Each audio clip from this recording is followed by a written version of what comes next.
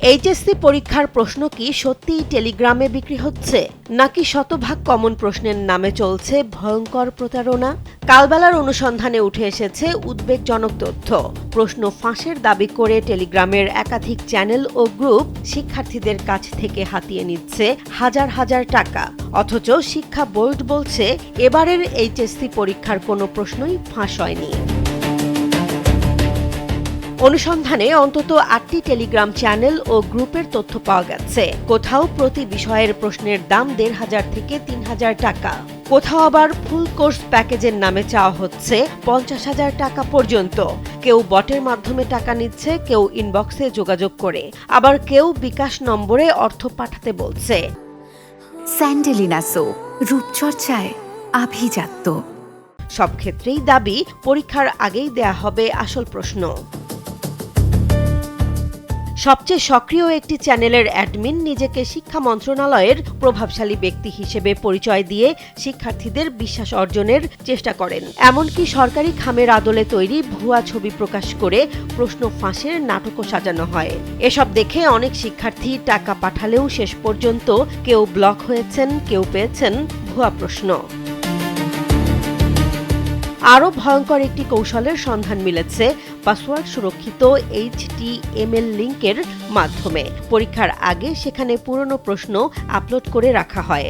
পরে পরীক্ষা শেষ হলে সেই লিঙ্কের ভেতরের কন্টেন্ট বদলে আসল প্রশ্ন বসিয়ে দেয়া হয়। ফলে নতুন কেউ সেই লিঙ্ক দেখলে মনে করেন প্রশ্নটি পরীক্ষার আগেই দেয়া হয়েছিল। এভাবেই তৈরি করা হচ্ছে বিশ্বাস, আর প্রতারিত হচ্ছেন নতুন নতুন শিক্ষার্থী। অনুসন্ধানে আরও দেখা গেছে শুধু প্রতারক চক্রই নয়, অনেক শিক্ষার্থীও প্রশ্ন পাওয়ার আশায় নিজেরাই টাকা তুলে গ্রুপ খুলছেন। কেউ লিখছেন সবাই মিলে রিস্ক নেই, আবার কেউ বিশ্বাস করছেন শিক্ষা বোর্ডের ভেতরে লোক থাকলেই প্রশ্ন পাওয়া সম্ভব। উদ্বেগের বিষয় হলো অনেক ক্ষেত্রে অভিভাবকদের পর্যাপ্ত নজরদারিও দেখা যাচ্ছে না। তবে আন্তঃশিক্ষা বোর্ড সমন্বয় কমিটির সভাপতি ও ঢাকা শিক্ষা বোর্ডের চেয়ারম্যান স্পষ্ট জানিয়েছেন, প্রশ্নপত্র ছাপা থেকে পরীক্ষা কেন্দ্রে পৌঁছানো পর্যন্ত কঠোর নিরাপত্তা থাকায় প্রশ্ন ফাঁসের কোনো সুযোগ নেই। অনলাইনে যেসব প্রশ্ন বিক্রির দাবি করা হচ্ছে সেগুলোকে তিনি নিছক প্রতারণা বলে উল্লেখ করেছেন। সাইবার নিরাপত্তা বিশেষজ্ঞদের ভাষ্য, এটি শুধু প্রশ্ন ফাঁসের গুজব নয়, বরং সুপরিকল্পিত সাইবার প্রতারণা। এতে শুধু টাকা নয়, অনেক ক্ষেত্রে ব্যক্তিগত তথ্যও হাতিয়ে নেওয়া হচ্ছে। আইনশৃঙ্খলা বাহিনীর পক্ষ থেকেও জানানো হয়েছে বিষয়টি গুরুত্ব দিয়ে দেখা হচ্ছে এবং সংশ্লিষ্টদের শনাক্তে অনুসন্ধান চলছে।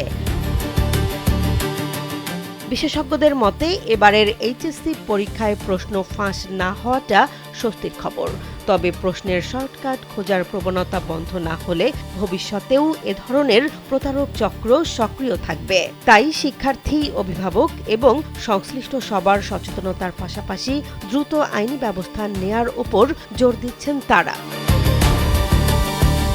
জেসমিন জাহান, কালবেলা।